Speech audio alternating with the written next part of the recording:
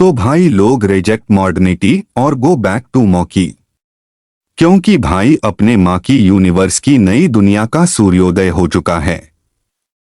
जहां भाई पिछली मूवी अपने planet up the apps trilogy में इसके आने वाली कहानी के बारे में ये स्टैब्लिश करती है कि जो कुछ भी बचे कुछे इंसान है वो अभी भी इस उम्मीद की लोग को जलाए हुए हैं कि एक बार फिर कैसे भी करके इंसान एक डोमिनेंट स्पीशीज बन पाएंगे।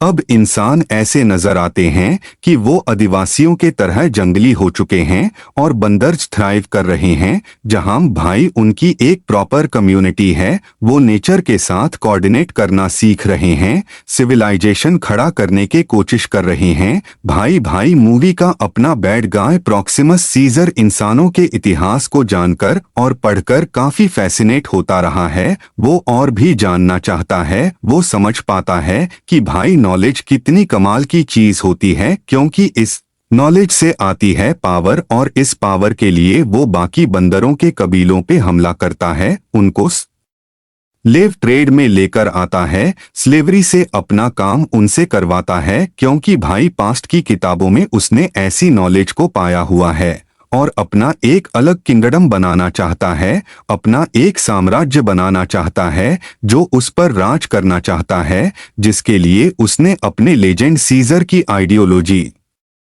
टीचिंग, फिलोसफी सबको छोड़कर बस उसके नाम को अपना लिया ताकि वो रिलीजियसली भी बाकी बंदरों को बरगला सके अपने फायदे के लिए। भाई इसमें अपना में हीरो बंदर नोआ है, जिक भाई ईगल कान से आता है, जिनकी में फिलोसफी रही है, ट्रेडिशन, एडुकेशन और पासिंग द नॉलेज। और फिर जब आगे कहानी में ईगल क्लान पे प्रॉक्सिमस सीजर के सोल्जर ने हमला किया स्लेवरी के लिए, तो भाई उनके कबीलों को तबाह कर दिया, कई सारे लोगों को उनको मार दिया और भाई उन्हें स्लेवरी के लिए रिक्रूट कर लिया। जहां भाई अपना नोवा में कैरेक्टर पीछे छूट जाता है, जिसके बाद उसके जिंदगी का एक ही मकसद बन जाता है कि वो अपने कबीलों को रिस्टोर करें। जहां भाई उसे एक इंसान लड़की भी मिलती है जिसका नाम में होता है, वो एक तैलिकी का बहुत ही बड़ा सरप्राइज है मूवी के एंड में, जो कि एंड में ही पता चलता है, लेकिन मैं आपको यहाँ पे बताऊंगा भी नहीं क्योंकि बहुत बड़ा स्पॉइलर है मूवी का। और अगर मूवी के बात करें तो वह उनको बढ़ा रहा है। Planet of the apps franchise का एक टोन है, बेसिक मोरालिटी, पावर स्ट्रगल और ग्रोथ, जिसके बीच की अंडरस्टैंडिंग का ही सारा कांड होता है। जहां पे अगर इंदर डीप सेंस समझे तो इसका कोर थीम ऐसा कुछ नया या बहुत खास नहीं है। डबल स्टैंडर्ड्स आपको इंसानों में भी मिलते हैं, और अगर बंदरों में ऐसे इंटेलिजेंस आ जाए तो वो भी दोगले होना शुरू हो जाते हैं। कैसे हमें देखने को मिलता है कि वो सारी स्लेवरी वाली चीजें हमें इसमें देखने को मिल रही हैं। यह प्रकृति का नियम है कि कमजोर होगे तो निगल लिए जाओगे। हमेशा सही इंटेलिजेंस की आदत रही है, यानी कि इंसानों की कि भाई दूसरे की ऊपर कंट्रोल का एक अलग ही फैसिनेशन रहा है, और ऐसे ही फैसेट्स हमें मूवियों में देखने को मिलते हैं, जिसको लेकर प्रॉक्सिमा सीजर काफी ज्यादा फैसिनेशन रहा है, जो कि भाई अपना वो बैड कैरेक्टर रोमन एम्पायर के बारे में जानते हूँ भी फैसिनेशन रहा है कि पावर क्या कमाल की चीज होती है। जहां पर इन्हीं बातों पर चार चांद तब लग जाती है कि जब आप इन्हें बंदरों के पर्सपेक्टिव से देखते हो कि इमेजिन जो भाई सीजीआई हमें इसमें देखने को मिलता है कि असली और नकली में अंतर आप नहीं बता पाते हो। कमाल की खूबसूरत की दुनिया है कि आप उसमें खो जाते हो। इट्स काइंडा लाइक अवतारिश फीलिंग, जहां अवतार की स्केल और ब्यूटी तो किसी और ही लेवल पर चली जाती है, लेकिन भाई प्लानेट और दी एप्स काफी ग्राउंडेड रहती है अपने सिमिलर बैकड्रॉप के साथ। ये जानवर जैसे रिएक्ट इसमें करते हैं, जैसे चलते हैं, बॉर्ड करते हैं, काफी मेस्मराइजिंग और काफी सिमिलर हैं, क्योंकि वो फुली एवॉल्व नहीं हुए हैं। मगर भाई अपनी पिछली मूवीज के कंपैरिजन में इतनी जो पीढ़ियां इसमें बीत चुकी हैं, अब बंदर को ज्यादा एवॉल्व होके एक्सप्रेसिव दिखने लगे हैं।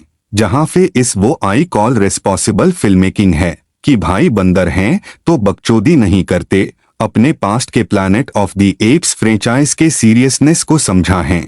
जहां I will slightly disagree on the fact that कि जिस बैड गाय को जिस पॉइंट ऑफ टाइम में मूवी में इंट्रोड्यूस करने को सोचा गया है वो थोड़ा सा मुझे सही नहीं लगा, क्योंकि मूवी लंबी है, आई एक्सेप्ट दैट, और आधी से ज्यादा मूवी खत्म होने के बाद ही अपना मेन बैड गाय देखने को मिलता है, वरना उससे पहले तो आप दुनिया ही देख रहे होते हो, विच इज फाइन, मैं और भी देखना चाहूंगा। मगर जिस हिसाब से प्रॉक्सिमस सीजर का भौकाल ट्रेलर और इसके प्रमोशन मटेरियल में भाई प्रमिस किया गया था, on the basis of that मैं इसे उतना वर्दी विलन कंसिडर नहीं करता है, और ऊपर से PG-13 को आई थिंक ये कुछ ज्यादा ही सीरियस ले रहे थे, क्योंकि क्लीशे तरीके से विलन का फॉल भी उस तरीके से दिखाया जाता है। लिटरली बारीकी इन बहुत बड़ी नहीं, छोटी कमियों के बावजूद भी इसे बहुत गुड है, जिस हम पहले से ही देखते आ रहे थे।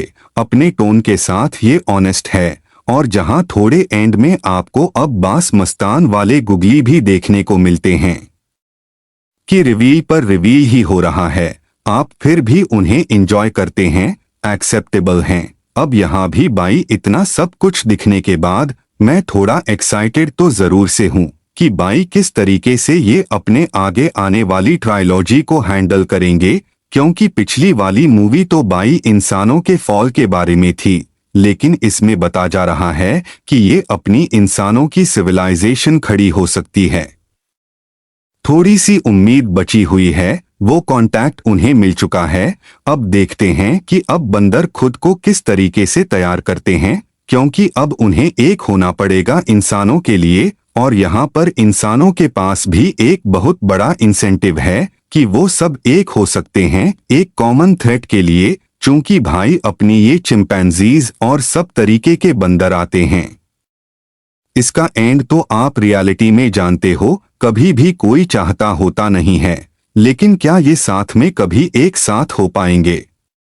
खैर वो तो इस ट्रायलॉजी को खत्म करने के बाद के अगली ट्रायलॉजी की कहानी होगी, मगर फिर भी मैं इसमें देखना चाहूंगा कि ये मंकीज भविष्यों के साथ कैसे हैंडल करते हैं, इंश्योर कैसे खुद को करते हैं।